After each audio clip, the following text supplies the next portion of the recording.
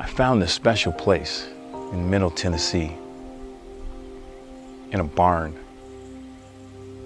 with men who are willing to stand in the gap, willing to walk with me and others. They're willing to pray that power of prayer, which leads me to my story.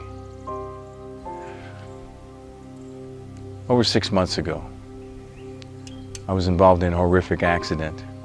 4 days before that accident, my mom called me on the phone.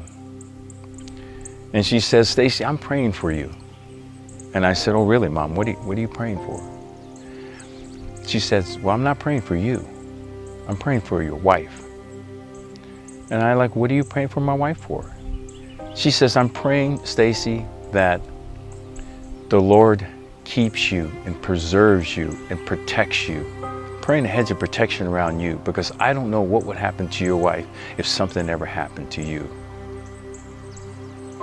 Almost flippantly, I said, "Okay, Mom. Yeah, I love that prayer. I want that prayer over my life." 4 days before the accident.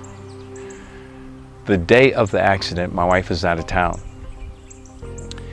The night before the accident, she had a nightmare. And she called it a nightmare because it wasn't anything good. It was about me.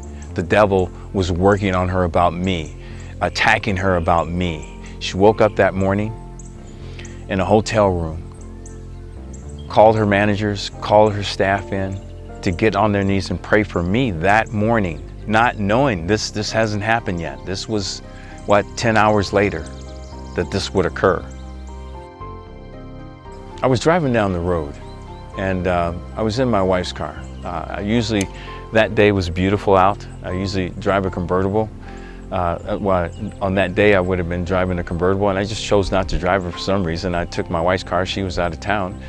And I always use my cruise control. We're in the middle of the country, and I have long country roads. And I was half mile away from my house. And I had the cruise control on. I had my boots on, and my boots were underneath the brake pedal. And all of a sudden, there was a coyote that just darted out of the field, trying to get to the other side of the road. There's a creek on the other side of the road. He's trying to get to the creek, obviously.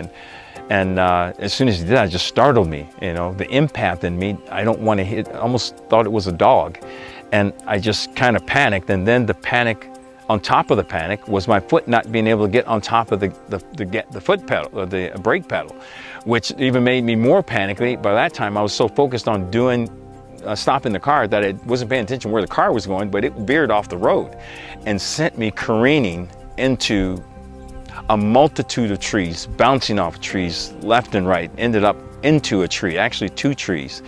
And I will tell you, the last 4 or 5 seconds of that accident, I don't remember. But I can tell you this, I didn't have a hold of the wheel. And I can also tell you this, that God had a hold of the wheel.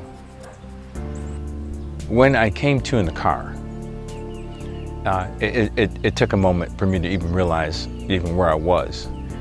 And then once I realized where I was is when the thoughts of my mom started coming into the picture, because I first and foremost realized that I was alive, number one.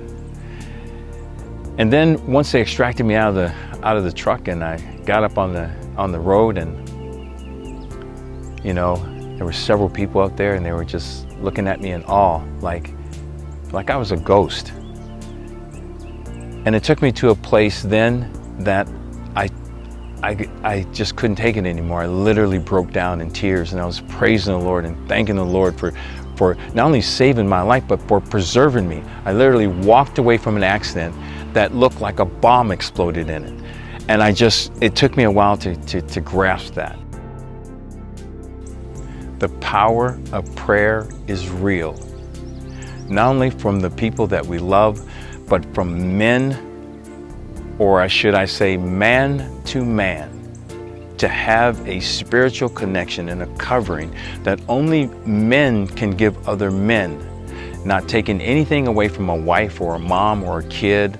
It's about men covering men. That's what I found in this barn. And there's no better way to come closer to the cross then they have a band of brothers that are backing you, that are praying for you, that are discipling you, that are walking with you.